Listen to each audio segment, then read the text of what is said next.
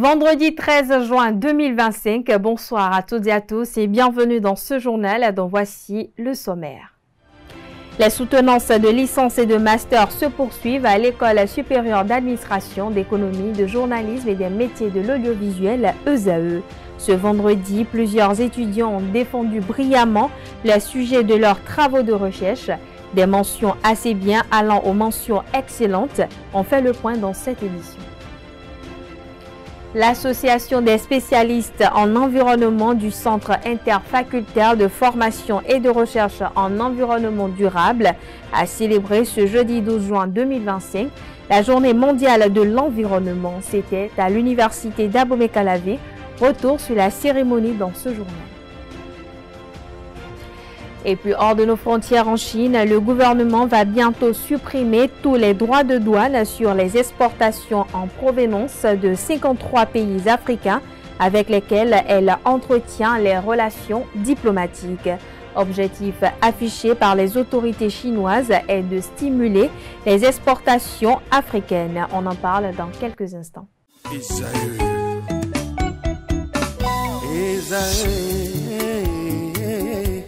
Vous recherchez une école de référence pour une double formation universitaire et professionnelle de qualité? Voici l'opportunité à ne pas rater. L'École supérieure d'administration, d'économie, de journalisme et des métiers de l'audiovisuel ESAE vous offre des programmes d'enseignement en licence et en master orientés vers l'emploi qui font d'elle une référence à travers les filières de l'administration générale et territoriale, l'administration du travail et de la sécurité sociale, droit, diplomatie et relations internationales, administration hospitalière, universitaire et intendance, journalisme et métiers de l'audiovisuel et toutes les filières des sciences de gestion. Une seule adresse, www.esae.bj. Rendez-vous dès maintenant sur nos campus ESAE Bedjromende au numéro 90 93 65 21 ou au numéro 98 98 14 00. Paracourt sur le numéro 52 46 12 12. Abomey-Calavi au numéro 52 88 44 44. Akpata au numéro 52 88 33 33. ESAE, l'excellence à un nom.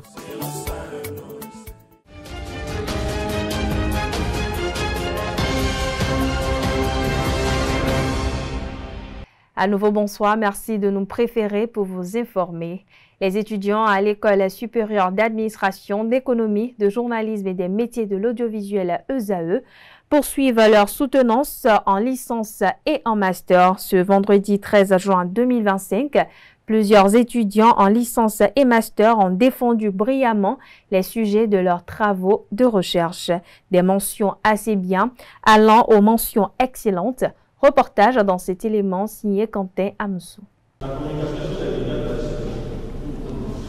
Dernière ligne droite pour les étudiants en troisième année de licence et master à l'École supérieure d'administration, d'économie, de journalisme et des métiers de l'audiovisuel ESAE.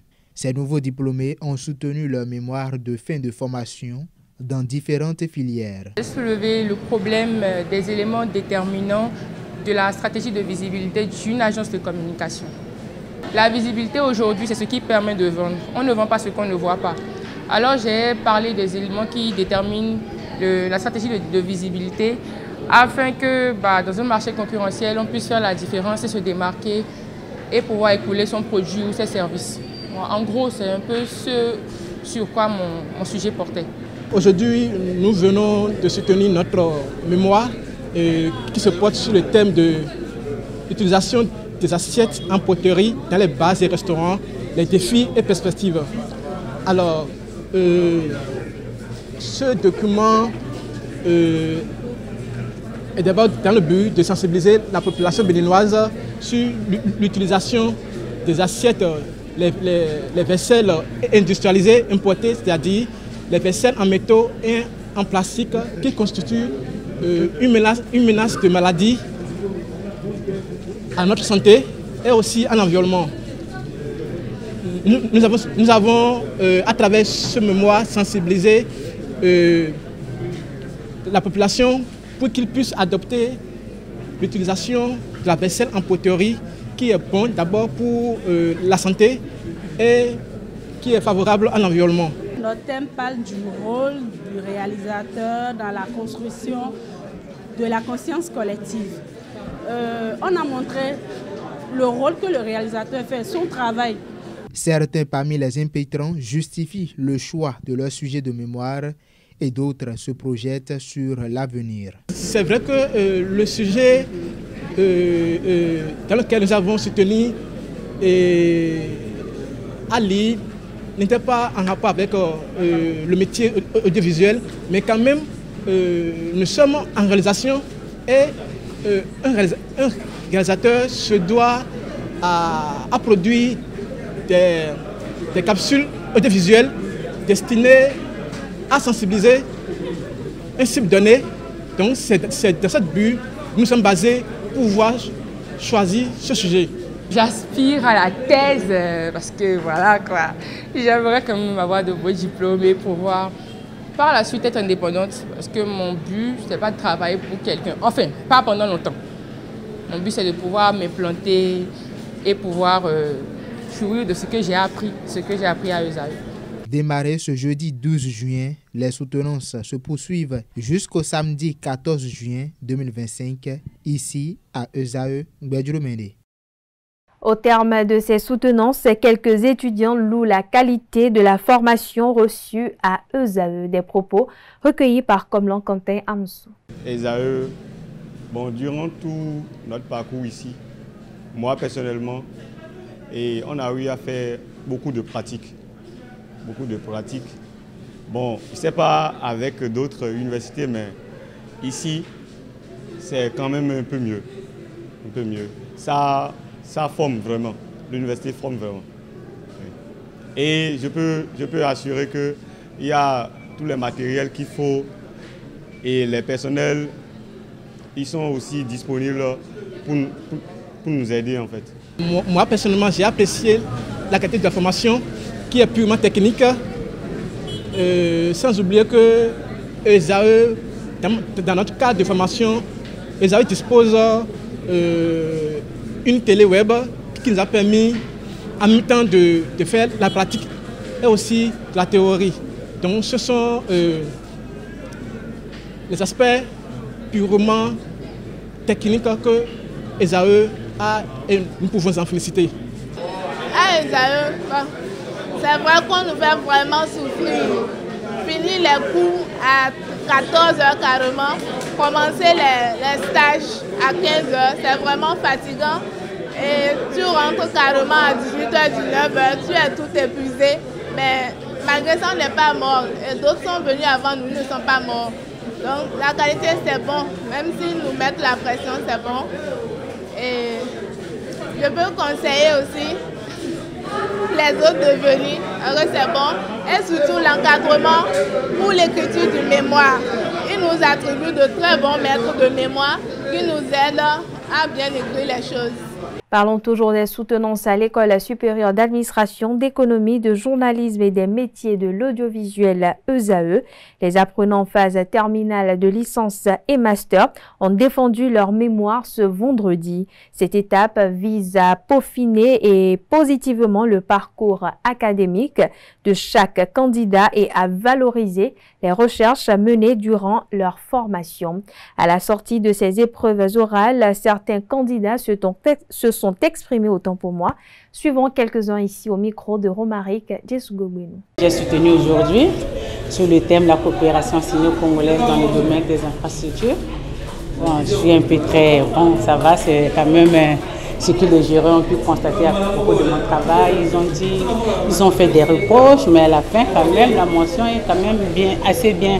Donc j'ai eu 15, donc je remercie tout le monde, ma famille, mes amis, les invités, donc je remercie tout le monde, merci. Mon thème, n'est-ce pas, repose sur la sécurité dans la province du Lac-Tchad, état de lieu et stratégie de développement de la paix.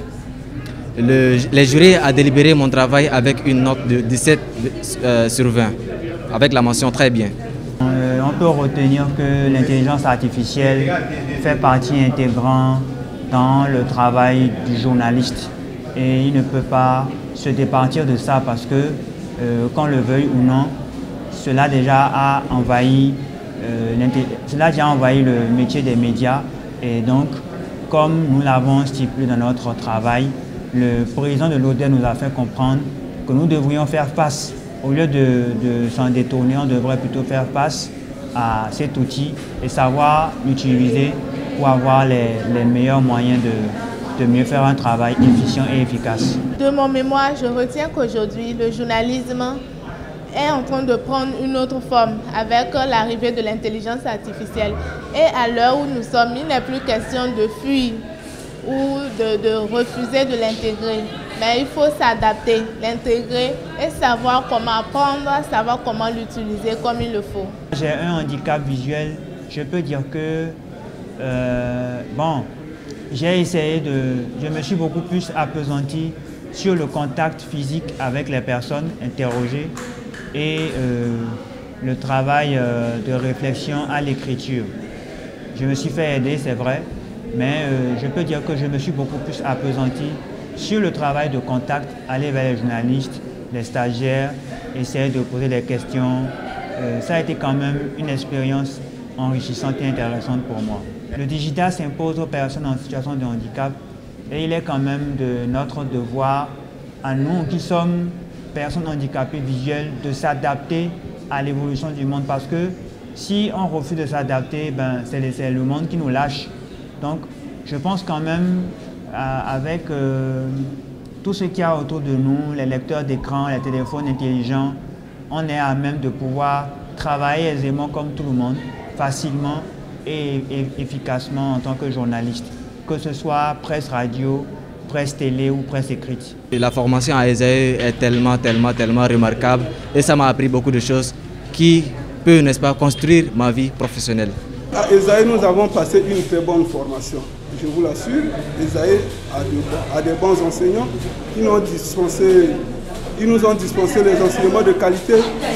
Depuis la première année jusqu'à la dernière année, on était vraiment très bien encadrés ici. Et on a reçu aussi la facilité de passer correctement les stages aussi dans les administrations de Bénin. Ce qu'on croyait qu'il n'était peut-être pas possible, mais cela est fait. Et je ne peux que remercier ESAE. C'est un établissement qui forme bien. La formation était vraiment bonne, en tout cas avec les professeurs, les enseignants. Tous étaient vraiment aimables avec nous. Ils étaient bien, vraiment super. Comment dirais-je, j'étais vraiment en connexion avec les élèves. Le travail était vraiment très bien, très apprécié. Moi j'ai apprécié le cadre des enseignants de l'ESAE. À l'occasion de cette soutenance, le jury m'a donné une mention très bien avec la note de 16 sur 20. Après avoir passé une longue période de souffrance, et ce qu'on a pu récolter, c'est le fruit des efforts qu'on a fournis ici au Bénin. On poursuit cette édition, je l'annonçais d'ailleurs au sommaire de cette édition, l'association des spécialistes en environnement du Centre interfacultaire de la formation et de recherche en environnement durable, en abrégé ASE CIFRED, a célébré ce jeudi 12 juin 2025 la journée mondiale de l'environnement. C'était à l'université d'Abomey-Calavi. Reportage signé Anel Do.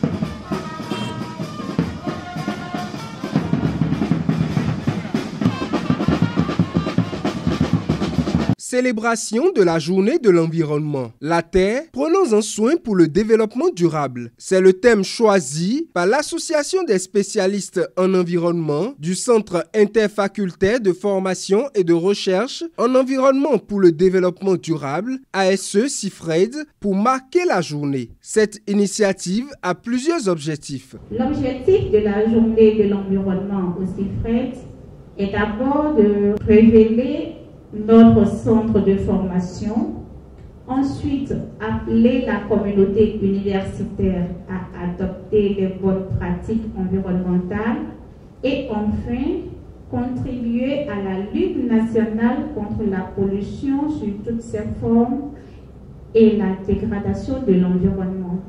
Pour cette célébration, la SE CIFRED a concocté un riche programme pour ses participants. Le 11 juin, la commune de Soava a eu droit à 1000 plants. Un geste de la SE CIFRED que la première autorité communale a apprécié et a apporté son soutien en tant que parrain. Vous avez choisi de planter des arbres dans la commune de Soava.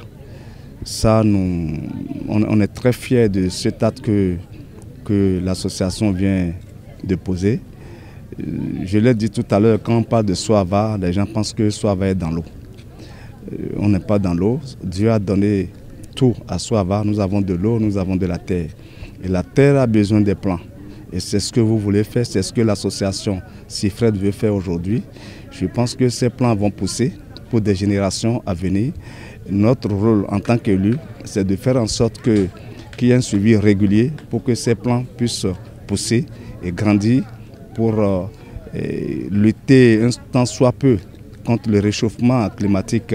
Cet acte fort va contribuer au bien-être de la terre. Plusieurs autres activités ont meublé cette célébration. Une caravane, des conférences publiques, une foire, un don de sang et bien d'autres. Un projet qui ravit l'administration du CIFRED. Le maillon faible au niveau du CIFRED était, on va dire, le service à la communauté. C'est pour ça que quand nos amis, nos étudiants se sont organisés en association, les spécialistes de l'environnement, CIFRED, toute l'administration de CIFRED s'en était félicitée et a servi le bal au bon. Cette association ouvre les portes, je peux m'exprimer ainsi, que même les responsables de CIFRED n'arrivent pas à ouvrir. La preuve est que, pendant la présidente a indiqué tout à l'heure qu'il y a quelques mois, l'association a été reçue par la coordinatrice des Nations Unies au Bénin. Au-delà du CIFRED, la SE CIFRED contribue à l'essor de l'université d'Abomey-Calavi. À l'université d'Abomey-Calavi, nous avons la responsabilité de former des citoyens éclairés et engagés, capables de relever les défis environnementaux de notre temps, et cette initiative instaurée depuis 2 ans en est une illustration. Pour cela, nous devons intégrer l'éducation environnementale dans tous les aspects de notre enseignement et de nos recherches. Une célébration riche en ambiance. La SE CIFRED a une fois encore marqué cette journée de l'environnement par une contribution majeure. Rappelons que pour l'occasion, la SE CIFRED a été honorée par la présence du Système des Nations Unies et le Programme des Nations Unies pour le développement PNUD. Dans le reste de l'actualité, depuis l'avènement des nouvelles technologies, Internet est devenu un marché incontournable pour les achats et la vente de divers produits. Désormais, dans les habitudes des Africains, il s'agit d'une option qui présente à la fois des avantages et des inconvénients. Quelques citoyens évoquent ces différents avantages et inconvénients ici au micro de Francis Ola Farami. Suivons ensemble. J'achète régulièrement des vêtements en ligne ou des bijoux ou encore des meubles. Très souvent des appareils électroniques. Ça peut être des écouteurs sans fil ou soit des tissus, bien de la nourriture tout simplement. Des ustensiles de cuisine que j'avais fait commander en Chine. Mais non, ça a pris 3 mois je crois avant de venir ici. On a eu à remplir quelques formulaires et sur le site. Ensuite, ils nous ont demandé donc de transférer de l'argent et puis c'est 3 mois après qu'ils nous ont envoyé le truc. J'ai eu beaucoup plus de problèmes avec les prix. C'est-à-dire qu'on affiche un prix sur les réseaux sociaux et lorsque vous allez vers le prestataire, c'est un autre prix qu'on vous donne. Donc ça a été beaucoup plus ça que le fait de recevoir quelque chose que je n'ai pas commandé ou qui n'est pas l'exacte photo. Ça ne ressemble pas forcément à ce que j'ai commandé. Je n'ai pas eu ce genre de problème. Quand on est arrivé là-bas, on a trouvé plein d'autres trucs qu'ils avaient déjà emmenés. Et si c'est que tu ne fais pas attention, tu pourrais prendre quelque chose d'autre qui ne t'appartient pas. Vous voyez un peu. Et bon, pour mon expérience personnelle, J'étais partie avec une de mes grandes sœurs, donc elle m'a dit de faire très attention parce qu'il y a souvent des ustensiles qui sont gâtés, qui ne travaillent plus, donc de bien regarder avant de prendre ce que j'ai commandé. Jusque-là, j'ai une bonne expérience, je passe encore de mes aventures comme les autres. Peut-être que c'est parce que je commande souvent auprès des amis, je ne sais pas si c'est à cause de ça, mais tout ce que je commande, c'est conforme à ce que je vois dans la photo. Je pense que c'est une bonne chose, mais bon, ça a aussi des risques et il faut faire très attention. Je peux le conseiller à tous les citoyens, mais avec réserve parce que actuellement, il faut dire qu'il y a un petit mélange sur le marché où des personnes de mauvaises intentions se prennent pour des gens qui ont des produits à vendre et tout, et finalement vous envoyez votre argent et finalement vous n'avez pas le produit que vous avez commandé, ou on vous envoie autre chose où vous n'avez carrément pas le produit. Dans un autre registre, les chansons influent sur notre histoire, nos comportements et notre perception des choses. Elles sont aussi le reflet de notre société ou une réaction aux événements. Certains jeunes artistes béninois, à travers leurs chansons, emploient des mots parfois qui heurtent la sensibilité des auditeurs. Au micro de Quentin Amoussou et de Francis Farami, quelques citoyens béninois déplorent ce phénomène. Suivez plutôt. Non, surtout les baisers et aussi les lapinots qui chantent. Surtout deux de ces artistes vraiment qui déraillent dans leurs chansons, dans leurs morceaux. Et je ne sais pas, hein, certains jeunes aiment ça. Je ne sais pas ce qu'ils aiment. Certains jeunes aiment écouter. Parce que moi, je fais de la sonorisation. Et parfois, si tu mets ça dedans, là, ça suscite l'angoisse de la jeunesse. On sent que maintenant, la jeunesse est présente, quoi. Et même si tu ne fais pas, si tu ne joues pas, on va te demander de jouer ça. So et tu vas voir même les vieilles mamans qui dansent ça. Il y a une fille d'une jeune et je maîtrise bien les chansons de chez nous. Et Bédin, sans vous mentir, moi je ne l'aime même pas. C'est que envie de danser. Parce que nous donnons ma haine. Ce que je dis, en ce qui concerne toujours côté sexuel, s'il veut dire ça, ça dit, il dit ça de la manière. Même si tu es un enfant, tu ne peux pas vite comprendre. À Moscou, c'est un âgé qui va t'expliquer ce que c'est tel, ça tu dis. Vraiment, c'est de n'importe quoi. C'est de n'importe quoi. Et c'est ça que la jeunesse aime. Tu vas avec les polyrythmos, les sabots, moi j'adore ça. Tu vois surtout Sena Joy. Sena Joy là, elle a un morceau fétiche là. N'importe où tu mets ça dedans là, tout le monde aime. C'est vrai que tu dis, mais on dit mais il y a quoi. C'est que il y a de telle manière que nana mes exemple hasino pepe ton là. Alors oh et dans donc vraiment donc et il m'a les beaux hen zegba. Mi mama mais nous yo to ya yo do etima mais ema ze jiron kokore. Holé do etiro jan ouais. Je prends l'exemple d'un artiste très jeune. Bon, Asigo Bonbon. Bon, il y a un né, il y a un né. Nous doit être jan ouais. Holé diete bo, holé do jan ya pepe do. Sans vous mentir, Big Brain doit aller mais où côté est quoi, bobo achirina. Mai malebo hen zegba. Nous yo to ayo ho doit être. Amo Asigo Bonbon. O miaze no atokunji ene. Non, c'est pas bon. Mais ces artistes ont respecté les normes où c'est la leçon de vie, c'est nos vécus quotidiens là qui chantent ces artistes là. Moi je suis à Iso, mais souvent quand tu vois, si soit dans mon téléphone ou bien à la maison, moi je ne joue que à l'écrit en haut, à les vies, baiser, tu comprends? C'est moi ça. Quand je fais ça, mon enfant aussi, il a commencé à copier ça un peu. Et puis hors de nos frontières à présent, en République démocratique du Congo, la société civile de la province du Sud Kivu a lancé ce jeudi 12 juin 2025 un appel pour le retour de la paix dans l'est de la RDC. Dans la capitale provinciale Bukavu, les représentants des organisations de la société civile ont parlé d'une même voix. Ils apportent leur soutien à la démarche des évêques de la Conférence épiscopale nationale du Congo, SENCO, et demande un dialogue inclusif de toute urgence pour soulager les populations locales. Les acteurs de la société civile recommandent notamment la mise en place d'un couloir humanitaire, la réouverture de l'aéroport de Goma et également celle des banques fermées en raison du conflit qui complique le quotidien des populations déjà éprouvées dans l'est de la RDC. La société civile du Sud Kivu appelle également à la cohésion sociale et à la mise en place d'une justice transitionnelle pour établir les responsabilités. Direction la Guinée-Bissau à présent, le mouvement de grève réunissant des syndicats à l'éducation et de la santé dure désormais depuis 5 jours.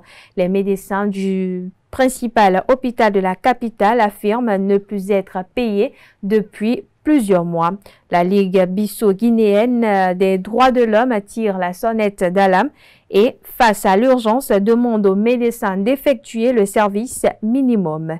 Une situation qui a même contraint le président Umaru Sissoko Embalo à prendre la parole. De retour au pays après une semaine de déplacement officiel, le président de la Guinée-Bissau a répondu à la presse. Il affirme que le gouvernement a payé ses dettes envers les fonctionnaires et ajoute qu'il est impossible d'augmenter les salaires dans la fonction publique étant donné les engagements budgétaires avec le Fonds monétaire international. En attendant, la grève se prolonge à l'hôpital de Bissau. L'hôpital de Bissau peine à accueillir ses patients et les alternatives ne sont pas nombreuses. À 5 mois des élections présidentielles, les syndicats espèrent se faire entendre.